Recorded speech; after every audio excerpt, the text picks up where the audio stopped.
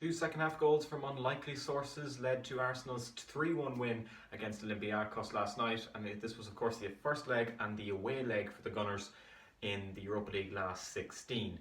This puts us in a fantastic position to go on and hopefully win the tie and hopefully progress further into the competition. Hopefully our main goal obviously of winning it. But there were a lot of problems, I thought, with this Arsenal performance. Although there was a lot of great things, there was still a lot of problems, and we're going to talk about them now, so let's get into it. So let's start with the positives. Attacking wise, we are fantastic. Martin Odegaard getting his first goal in an Arsenal jersey, his first goal actually in Europe. It was a splendid strike. I know the keeper could have done slightly better, but just the dip on the shot was fantastic, and it really epitomised the first 20 minutes of the game because we were playing so well, very fluid, and just our build-up play was just as you expected, fantastic, and there really was no threat from Olympiacos going forward until David Luiz made a terrible error, a terrible attempt at a back pass to Martin Odegaard. Luckily, the shot that was attempted by Olympiacos went wide, but it was just another wake-up call for Arsenal to say, right, we're still not at 100% here, we need to keep going.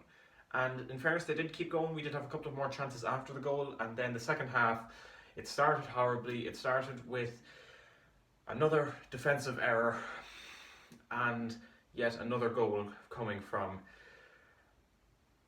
really, I don't know who to blame. I mean, there's two sides of the story. You could blame Dani Ceballos for the poor touch, but I think ultimately you have to blame Bernd Leno because this is the second time it's happened in 2 games, and really, he shouldn't be playing out from the back, and he really should just be hitting it up to Aubameyang or just to some attacking player to get it away, far away from the goal as possible. And I don't know when he's going to learn. I hope he learns sooner rather than later, because I don't want a goal to come from it at the Spurs game, because really that's a massive game to Arsenal fans. It's a massive game to Arsenal. It's the North London derby, and Leno has to learn that, maybe passing around the back isn't the smartest thing. But then the reaction to the goal I thought was fantastic.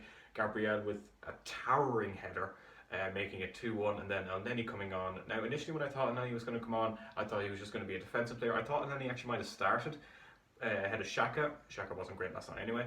And overall, well, he was fantastic obviously because he scored, but I do think Elneny should start against Spurs, because Xhaka just wasn't good last night, and I think Partey, has a lot of potential. He's just not been performing as of recent, but I think he is still a valuable asset to Arsenal. But talking just about the third goal, it was a magnificent strike. Really, no one really came out to mark him. He just said, "You know what? I'll have a go," and it turned out to be a magnificent goal. And I think it's only his second goal in Europe this season, and a rare moment of class really from Elneny, attacking wise, and hopefully he does get gifted with the start, because I do think he was quite good. Overall, it was a good match, good win. Obviously puts us in a great position to progress in the Europa League, but there were a lot of questions more than answers, I think, in terms of our defence. And going into the Spurs game, you can't help but feel somewhat worried about our defensive line, and I will talk about this. I'm going to be doing a preview of Spurs in the next couple of days, and I'll talk more in detail about that. But that's going to do it for this video. Thank you very much for watching. Please like, share, subscribe, and yeah, we'll see you in the next video. Bye bye for now.